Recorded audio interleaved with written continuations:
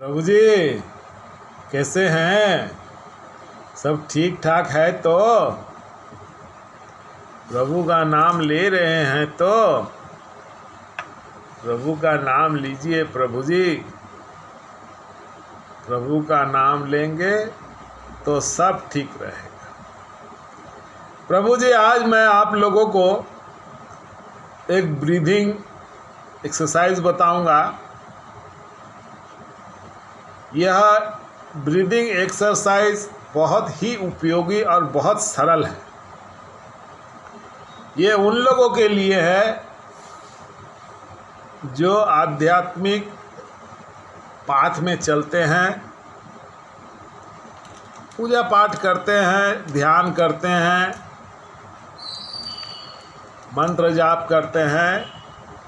ऐसे लोगों को ये ब्रीदिंग एक्सरसाइज करना चाहिए। ये बहुत सरल है, इसे करना चाहिए। क्योंकि पूजा पाठ कर यदि आप लंबे समय तक पूजा पाठ कर रहे हैं, मंत्र जाप कर रहे हैं, गुरु मंत्र जाप कर रहे हैं, तो आपकी कुंडलिनी अपने आप जागृत हो जाती है।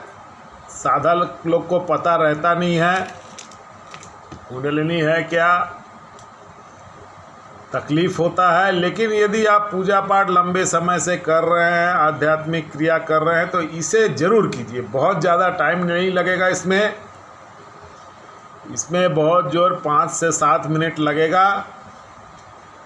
और इस क्रिया को करने का सबसे उत्तम समय है रात को 8:45 से 9 के बीच। ये एक ऐसा समय है जब सब कोई घर में रहता है, खाने का टाइम होता है, उससे पहले कीजिए।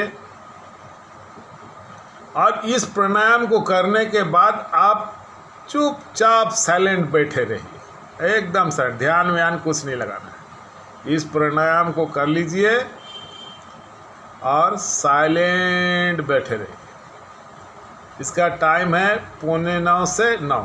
8:45 से 9 का जो समय है बहुत ही उपयुक्त है। यदि आप इसे रेगुलर करेंगे तो देखेंगे आपका ध्यान में बहुत ज़्यादा उन्नति हो रहा है। आपको ध्यान लगाना नहीं है, आपको एकदम शांत बैठना है। अब समझते हैं इसको कैसा करना है। इस प्राणायाम को आपको एक आसन ले लेना है।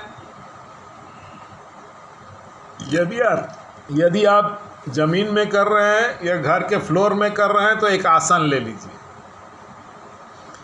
आप इसे बेड में भी कर सकते हैं, आप इसे सोफ़ा में भी कर सकते हैं, कहीं पर भी कर सकते हैं। इसके लिए ऐसा नहीं है कि आपको कहीं पे भी कर सकते हैं, लेकिन ज़मीन में करें तो अच्छा है। क्योंकि ज़मीन में आपका जो मेरुदंड है वो सीधा रहता है। हर समय ज़मीन में करना चाहिए या चौकी में करना चाहिए। चौकी माने जहाँ गद्दा उद्दा लगा नहीं, वहाँ बैठने से मेरुदंड सीधा होता है और ठीक से होता है। लेकिन बहुत कोई हैं ज़मीन में बैठ नहीं पाते हैं, पैर में दर्द, वो सोफ़ा में भी कर सकते हैं या बेड में भी कर सकते हैं। आपको उत्तर दिशा की ओर मुंह करके या पूरब दिशा की ओर मुंह करके या उत्तर पूर्व की ओर मुंह करके बैठना है। और आप सुखासन में बैठ जाइए। हाथों को ज्ञान मुद्रा में रख लीजिए। ज्ञान मुद्रा में रखने के बाद में आपको एक लंबा श्वास लेना है और श्वास को छोड़ना है। इसे 2 बार कीजिए। 2 बार करने के बाद में अब आपको ब्रीदिंग एक्सरसाइज शुरू करना है। आपको दोनों नाक से लंबा सांस लेना है और श्वास लेते लेते 12 काउंट करना है। आपको जैसे काउंट करते बने वैसे ही कीजिए। ऐसा नहीं कि मिनट सेकंड, ऐसा कुछ नहीं है।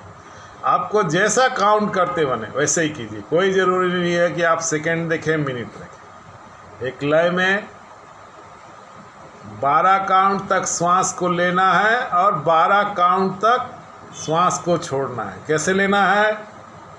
आपके मुंह को बंद कर देना है, दोनों नाक से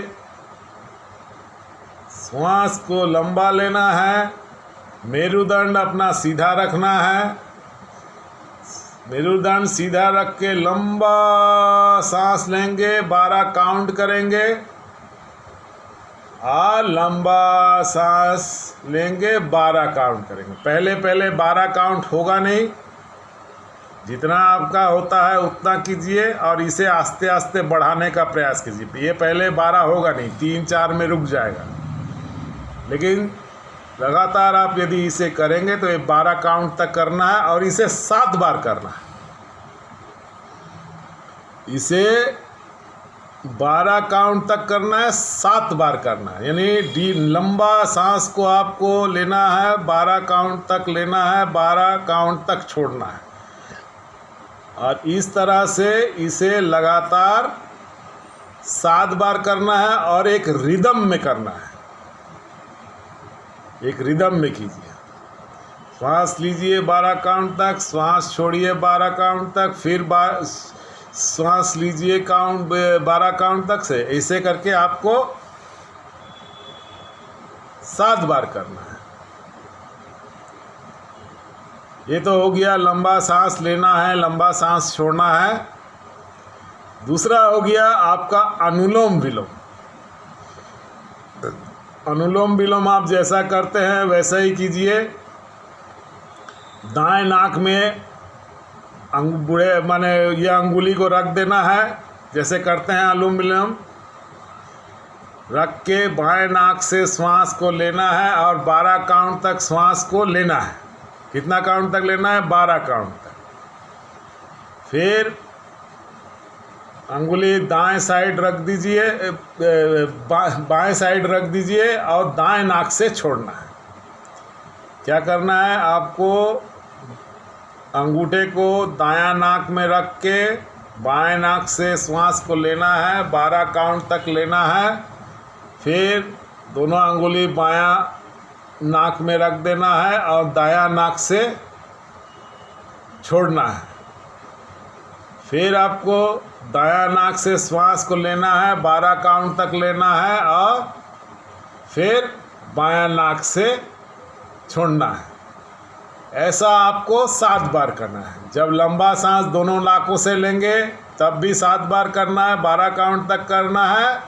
जब आप अनुलोम विलोम करेंगे तब भी आपको 12 काउंट तक श्वास को लेना है और 12 काउंट तक छोड़ना है और इसे 7 बार करना है। लेकिन जब इसे आप करेंगे तो आपका सिर देखेंगे घूम जाता है, दायां साइड कभी घूमेगा, कभी बायां साइड घूमेगा, सीधा रहता नहीं। आप करके देखिएगा, ये सीधा रहेगा नहीं।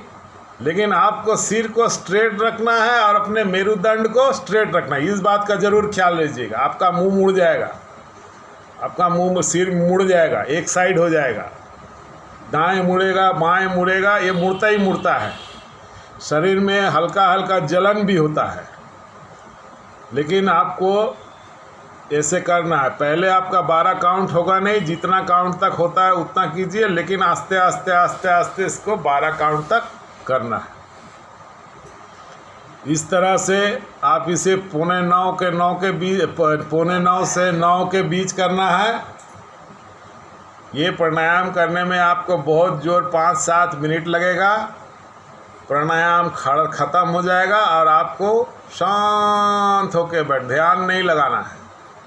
लगता है लगने दीजिए, विचार आएंगे आने दीजिए, विचार को रोकना नहीं है। विचार आ रहा है, विचार को आने दीजिए, विचार आएगा, कुछ भी आएगा, लेकिन प्राणायाम के बाद आपको शांत बैठ जाना है।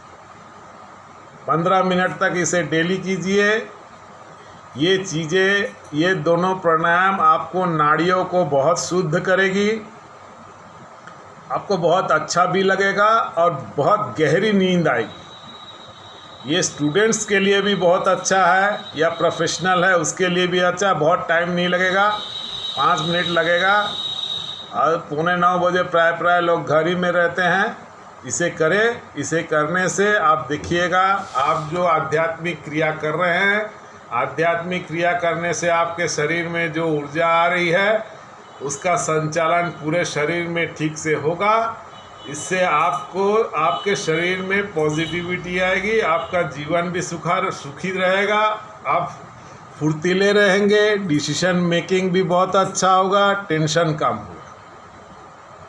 समझे प्रभु जी? इसे ज़रूर कीजिए। इसे मैंने इसलिए बोला क्योंकि मेरे पास बहुत सब्सक्राइबर हैं जो दीक्षित हैं, परंतु कोई प्राणायाम करते नहीं हैं। दीक्षित है, मंत्र जाप करते हैं, उनकी कुंडलिनी शक्ति जागृत हो जाती है, उन्हें परेशानी हो सकती है। तो इसे करेंगे और लंबे समय तक करेंगे तो कोई परेशानी नहीं होगी और अच्छा रहेगा। इसे स्टूडेंट भी कर सकते हैं, इससे कंसंट्रेशन डेवलप होगा, इससे उसका स्टूडेंट का जो पढ़ाई लिखाई उसमें मन लगेगा, याददाश्त बढ़ेगा, मेमोरी पावर बढ़ेगा। प्रभु जी आज के लिए बस इतना ही।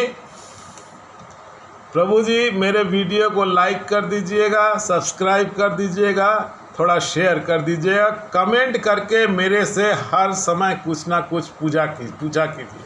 बहुत ऐसे लोग हैं जो अध्यात्म की दुनिया में हैं, उनके मन में कोई ना कोई क्वेश्चन आता है, आप प्रश्न पूछा कीजिए, मैं आपको बताऊंगा। प्रभु जी लाइक कर दीजिएगा, सब्सक्राइब कर दीजिएगा, शेयर कर दीजिएगा। धन्यवाद।